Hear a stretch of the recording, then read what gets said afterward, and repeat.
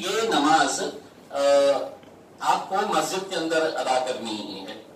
अब आप ये कंडीशंस के साथ, अब हमने कनाडा का एक वीडियो देखे है जहां पर मस्जिद के अंदर सौ से लोग मौजूद है, लेकिन एक डिस्टेंस मेंटेन कर रहे हैं। और डिस्टेंस कैसा मेंटेन कर रहे हैं? नमाज पढ़ते वक्त भी एक ऐसी सोच है कि हम कांधे से कांधा लगाकर खड़े रहेंगे तो फिर ये होगा कि ये लोग दिखाएंगे मीडिया वाले की देखिए सोशल डिस्टेंसिंग की, तो अपन को एडजस्ट करना पड़ेगा।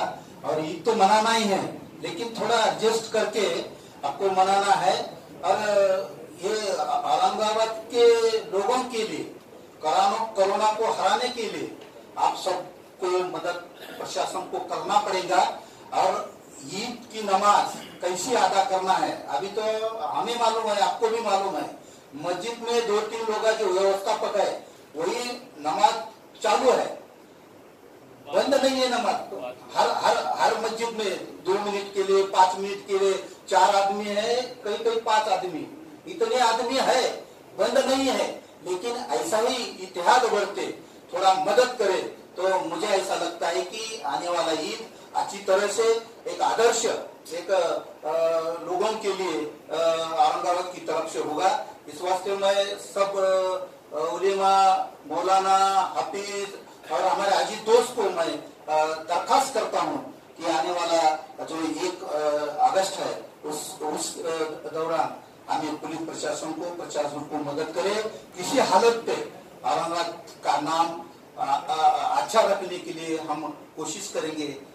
तो फिर मैं पुलिस दल की तरफ से, महकमे की तरफ से इन एडवांस ईद मुबारकबाद देता हूं। और हमारे डीसीपी झोलवंत साहब को मैं सीपी साहब को मैं गुजारिश करता हूं कि आप हिदायत दें। कहीं ना कहीं एक इकोनॉमी रिवाइव होती है। अब जब ये फेस्टिवल आया और इस फेस्टिवल के ताल्लुक से चर्चाएं होने लगी, तो जिस तरह सीपी साहब ने बताया कि 17 जुलाई को एक नोटिफिकेशन जारी किया गृह विभाग की तरफ से, और उसके अंदर बहुत सारे बातें बताई गई कि आपने ईद किस तरह से मनाना चाहिए करके। अब मुझे पता नहीं है कि अब ये गृह विभाग के अंदर किस अधिकारी ने ये बताया है कि जो बाकी के जो कंडीशंस है उसके अंदर चर्चा हो सकती है, लेकिन ईद के ताल्लुक से अगर किसी उलमाए किराम के साथ, किसी मौलाना के साथ अगर बैठ के अगर चर्चा करते और आप समझते हैं कि इस ईद का कहीं न कहीं आप एक ईमानदारी के साथ एक प्रेजेंटेशन कर पाते कि जहां पर आप हमको ताकीद करिएगा कि हमने क्या करना चाहिए, क्या नहीं करना चाहिए। अब इसमें पॉइंट नंबर 3 है, नागरिकांनी शक्यतो प्रतीकात्मक कुर्बानी करावी। अब ये किसी अधिकारी ने, जिस किसी ऑफिसर ने ये बनाया है, वो हमें समझाए कि प्रतीकात्मक कुर्बानी कैसी हो सकती है। क्या हम आंखें बंद करके ये तस्वर कर ले कि हमने कुर्बानी कर ली है और वो कुर्बानी हो गई है? बाकी के जितने भी इश्यूज है वो इश्यूज हम भी समझ रहे हैं, और अब तमाम जनता को ये बात समझ में आ चुकी है कि अब हमें कोरोना से डील करते हुए, कोरोना के साथ जिंदा रखते हुए हमको आगे बढ़ने की जरूरत है। हम कब तक ये बंद रखेंगे और इबादत गाहें बंद रखेंगे? और सिर्फ इबादत गाहों को क्यों बंद रखा जा रहा है? अगर हर चीज खोली गई है, पूरे दुकानें खोले जा रहे हैं, कारोबार शुरू किया गया है, हर चीज खोली गई है, तो हम तो चाहेंगे कि मंदिरें भी खोल दे, मस्जिदें भी खोल दे, गिरजाघर भी खोल दे, गुरुद्वारे भी खोल दे। 5 मिनट के लिए किसी भी इंसान जब अपने धार्मिक स्थल को जाता है तो मेरे हिसाब से 5 से 7 मिनट, अगर मस्जिदों की अगर हम बात करें, अगर हमसे फर्ज नमाजों की अगर हम बात करते हैं तो 7 मिनट 8 मिनट से ज्यादा का वक्त लगता नहीं है। अब अगर ऐसे मौके के ऊपर अगर ईद आ रही है तो आप हमको ये बताइएगा कि आप कुछ कंडीशंस इंपोज करिएगा, और वो कंडीशंस के साथ आप कम से कम नमाजें पढ़ने की इजाजत दीजिए। और ऐसा है कि हमने रमजान ईद के अंदर पूरी आपकी तारीफ की, पूरा आपके साथ फॉलो करते हुए हमने रमजान ईद को निकाला है।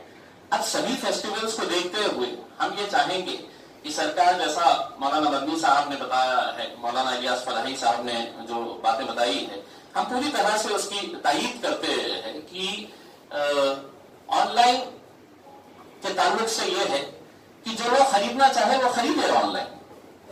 लेकिन अगर आज ही से अगर हम ये तय कर लें कि हम औरंगाबाद के अंदर 6-8 ऐसे बड़े मैदान जो हैं जहां पर हम जानवरों का बाजार भरा सकते हैं, वो हम खुद रखेंगे और हमारे पूरे वॉलंटियर्स ये ख्याल रखेंगे, औरंगाबाद शहर के नौजवान इसकी ख्याल रखेंगे कि पूरा सोशल डिस्टेंसिंग मेंटेन रखते हुए, ताकि अगर ये फैसला अगर लेट अगर होगा तो कहीं ना कहीं लोगों के अंदर बेचैनी रहेगी। आज अगर इसको हम इम्प्लीमेंट करते रहे कि कल से है तो हम इस तरह के काम को आगे बढ़ाने वाले हैं, तो हो सकता है कि इसका इम्प्लीमेंटेशन बहुत अच्छे तरीके से ना तो पुलिस वालों को दिक्कत आएगी और ना पब्लिक को दिक्कत आएगी।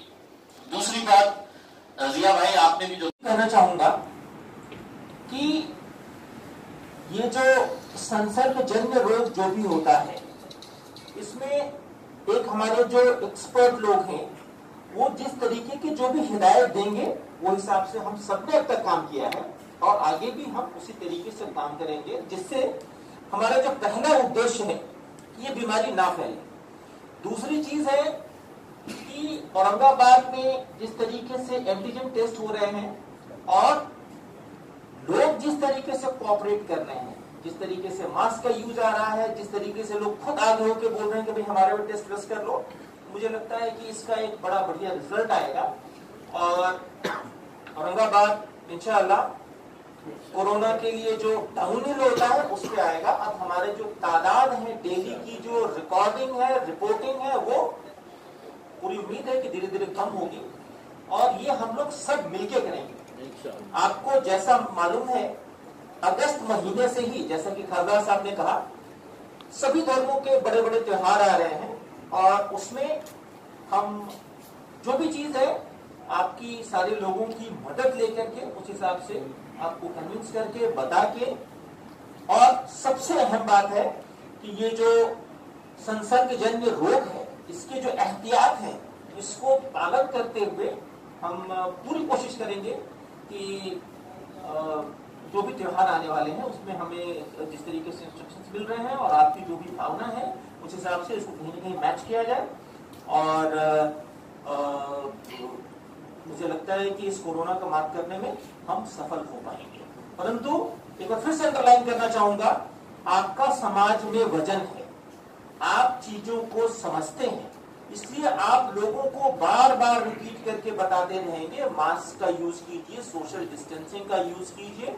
और जब भी महानगर पालिका बोलती है कि भाई ये पुलिस वाले हैं, पुलिस वालों के एंटीजन टेस्ट करा लो, ये ट्रेडर क्लास है इनकी एंटीजन टेस्ट करा लो, उस हिसाब से जो भी उनके निर्देश आएंगे हम उनका पालन करेंगे। धन्यवाद, जय हिंद। डीसीपी जोन 2 श्री खाड़े और मेरे तमाम ऑफिसर और सबसे इम्पोर्टेंट हमारे सामने बैठे हुए तमाम जिम्मेदार, अभी अभी आ रही है आवाज। सबसे पहले आपने इस मुश्किल के टाइम में और व्यस्त टाइम में हमारे लिए 1.5 घंटा निकाले, मीटिंग में आपने शिरकत की, इसके लिए आप सबका शुक्रिया।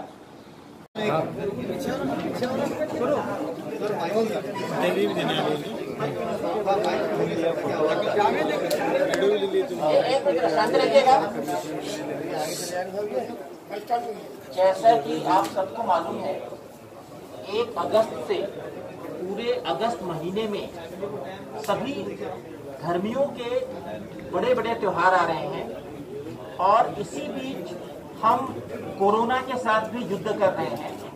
तो मुझे पूरी उम्मीद है कि औरंगाबाद के सभी नागरिक कोरोना के तहत प्रशासन जो भी आदेश देगा उस हिसाब से हम लोग काम करेंगे और कोशिश करेंगे कि कोरोना के साथ रहते हुए हम एक एहतियात के साथ अपने सारे महत्वपूर्ण पर्व कैसे मनाएं, इस उद्देश्य को पूरा करने की हम कोशिश करेंगे और मुझे पूरा विश्वास है, पूरा भरोसा है कि हमें इसमें सफलता मिलेगी।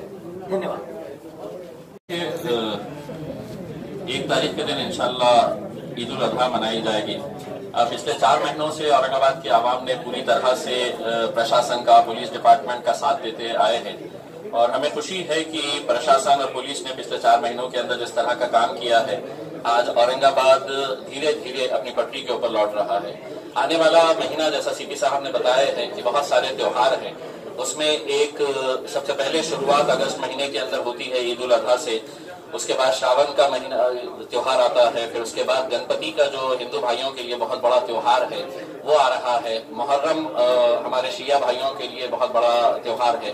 तो ये सब त्योहारों को देखते हुए हम चाह रहे हैं कि अब चूंकि बाजारें खुल गए हैं, मार्केट खुल रहा है धीरे धीरे, तो हम चाहते हैं कि इबादत गाहें भी खोली जाए, ताकि उसमें सिर्फ मस्जिदों की बात नहीं कर रहे हम, मंदिर, गिरजाघर हो या गुरुद्वारा हो, ये तमाम जो धार्मिक स्थल है ये सब खोले जाए।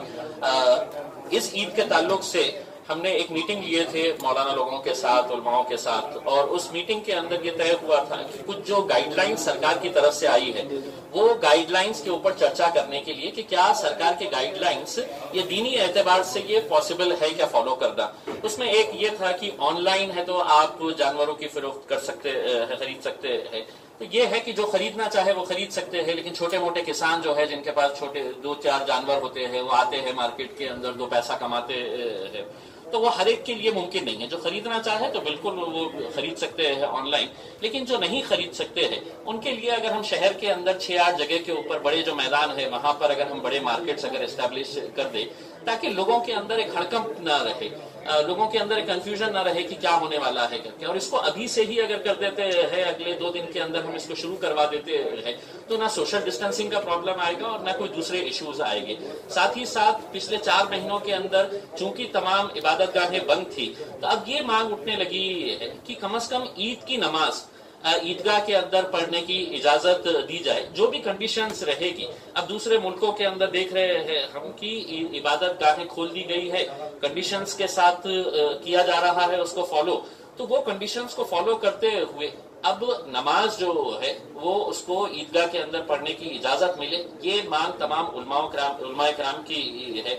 साथ ही साथ गवर्नमेंट ने अपने नोटिफिकेशन के अंदर ये कहा है कि प्रतीकात्मक तरीके से आप कुर्बानी करें। प्रतीकात्मक मतलब ये है कि आप सोच लीजिएगा कि आपने कुर्बानी कर लिए है करके, तो ऐसा तो मुमकिन नहीं हो सकता है। अब ये किसी न किसी ने है तो सरकार से ये सवाल उठाना चाहिए था, लेकिन नहीं उठाया, तो आज हम इसके जरिए ये उठाना चाहते हैं कि आप हमें एक्सप्लेन करिए कि प्रतीकात्मक कैसा होता है करके। तो ये सब चीजें मुद्दे थे, उसके ऊपर चर्चा हुई, पुलिस डिपार्टमेंट ने पूरे तरीके से सुना है, और हमें यकीन है कि पुलिस डिपार्टमेंट जो लोगों की भावना है उसको सरकार तक पहुंचाकर जिस तरीके से फेस्टिवल्स कई सालों से, कई सदियों से हम लोग मनाते आ रहे हैं, उसी तरह से अब ये दोबारा जिंदगी को शुरू की जाए, यही अपील है। Thank you sir. आज जो मीटिंग हुई पुलिस कमिश्नर दफ्तर में, तो क्या तय हुआ है मीटिंग में?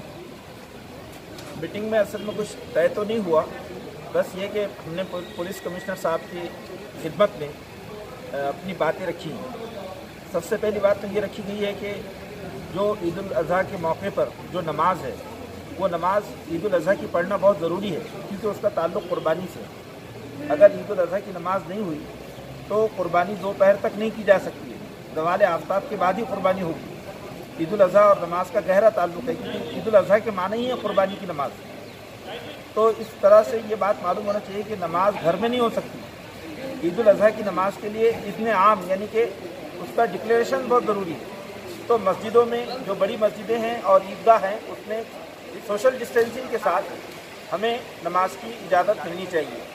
और दूसरी बात है कि ये जो कुर्बानी के जानवर हैं, तो ऑनलाइन जो ख़रीदी की बात है, ये बात असल में दीनी हिसाब से बहुत ज़्यादा सही नहीं है, क्योंकि दीन ये कहता है कि जो जानवर आप ज़बह कर रहे हैं उसको देख कर करें, उसके दांत को, उसकी उम्र को, उसके जिस्म को, उसकी हर चीज़ को देखें उसको, और उसके बाद करें। तो हमारी ये गुजारिश है कि भाई छोटे छोटे मार्केट यानी इसके बकरों के, जानवर के लगाए जाएं, और हम सोशल डिस्टेंसिंग के साथ में मार्केट जो है उससे हम ख़रीदारी करें। तो ये जो हमारी नमाज है, ये जो ईद का जो दिन है, इसके दिन में गरीबों की भी मदद होती है और समाज को एक अच्छा इससे मैसेज जाता है। ये ईद हमारी बाहमी मोहब्बत और बाहमी जो है एक दूसरे से क़ुर्बत का ज़रिया है। तो इंशाअल्लाह हमने और हमारी जो कमिश्नर साहब ने बातों को बहुत संजीदगी से सुना, हम उनके आभारी भी हैं, उनके शुक्रगुजार भी हैं। मुझको ऐसा लगता है कि हमारे जो गाइडलाइंस महाराष्ट्र गवर्नमेंट से आई है, तो उसमें कुछ न कुछ चेंजेस किए जाएंगे। हम इंशाअल्लाह प्रशासन का पूरा साथ देंगे। ये बातें वहाँ पर ख़ास तौर पर रखी गई।